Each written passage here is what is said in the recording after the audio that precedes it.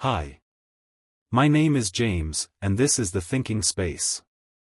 In Part 1, we explored how money became more than currency, how it turned into safety, identity, comparison, and quiet anxiety. But there is another layer to modern money psychology, a deeper one. Because even when people earn more, even when they succeed, even when they reach what they once wanted, the unease often doesn't disappear.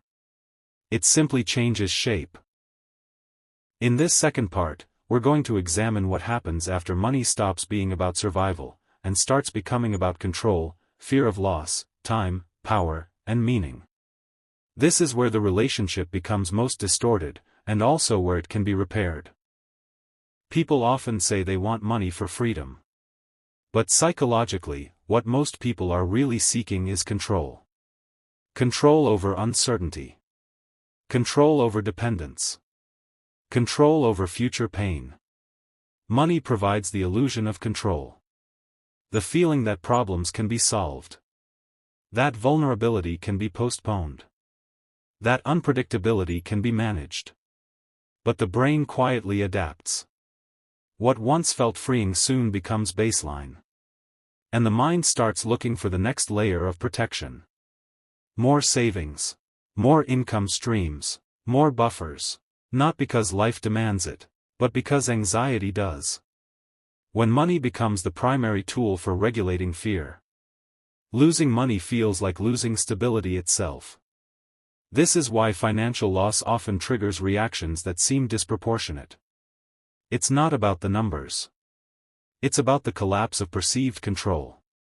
One of the most misunderstood truths about money is this.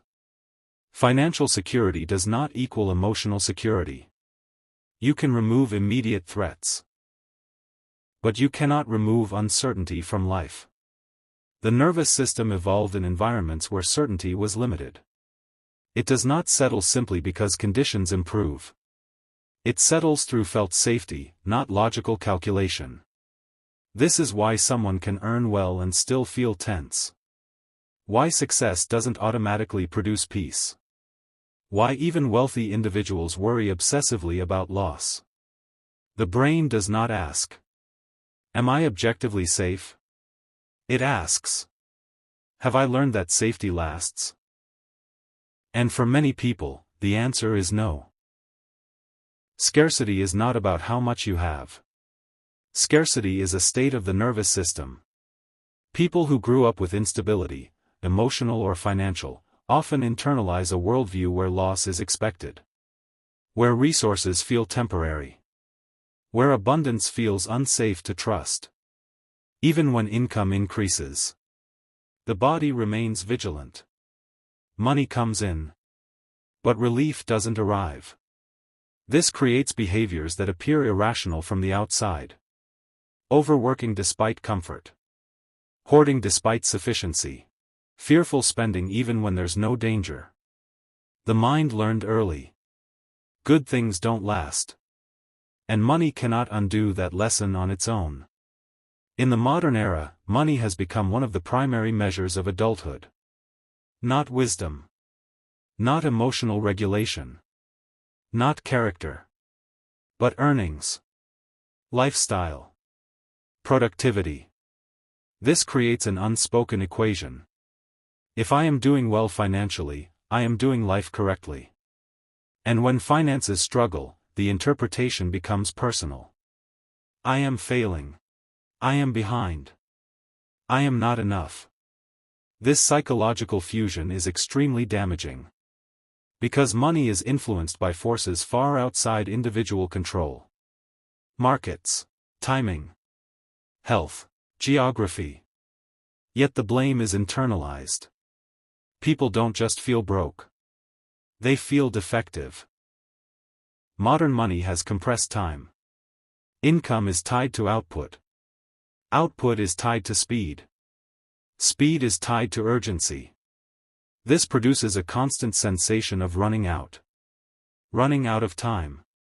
Running out of opportunity. Running out of relevance. People become impatient with rest. Uncomfortable with pauses. Guilty during stillness. Not because rest is wrong, but because rest doesn't produce monetary reassurance.